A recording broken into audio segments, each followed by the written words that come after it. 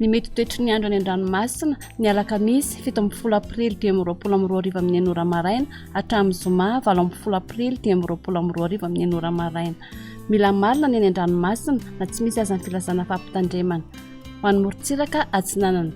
tanjon'ny bombaomba hatrany amin'ny tanjona gotsy anorina tandrifon-drahona ho avy atsimo atsinanana ny rivotra ka ho 20 hatramin'ny 20 km isan'ora hatratra 7 km isan'ora indraindray anonja be ny ranomasina avy ny onja rehefa 5 hatramin'ny 2 metatra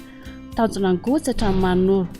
anorina tandrifon-drahona vitsy ho avy atsimo ny rivotra ka ho 9 hatramin'ny 20 km isan'ora adiny mpanonja nanonja be ny ranomasina avy ny onja rehefa 5 metatra manoratra ny taolanaro anorina tandrifon-drahona any atsimo vangain-drano ho avy avaratra ny rivotra ka ho 20 hatramin'ny 20 km isan'ora hatratra 7 km isan'ora indraindray any amin'ny tapany atsimo anonja be ny ranomasina avy ny onja rehefa 5 metatra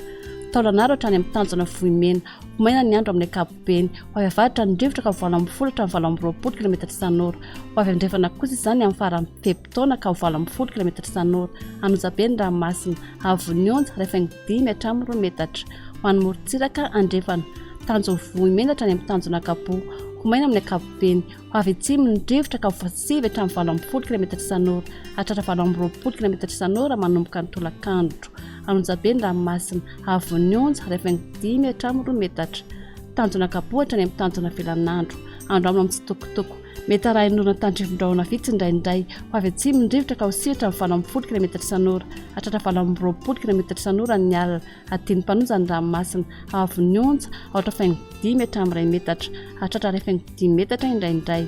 tanjona velanandro hatrany analalava ho lalovana orona tandrifon-drahona mahalana indrindra ny maraina ho avy atsimo atsinanana ny rivotra ka ho 20 hatramin'ny 20 km isan'ora ho avy andrefana ny tolakandro ka ho 7 hatramin'ny 20 km isan'ora ho tonona dimy mpanonja ny ranomasina avy ny onja ho latsaky ny ohatra 3 hatramin'ny 2 metatra analalava hatrany amin'ny tanjona bombaomby anorona tandrifon-drahona manakaiky ny nosy be ivaova amin'ny fitsoka ny rivotra ka ho 7 hatramin'ny 20 km isan'ora ho tonona dimy mpanonja ny ranomasina avy ny onja ho latsaky ny ohatra 10 metatra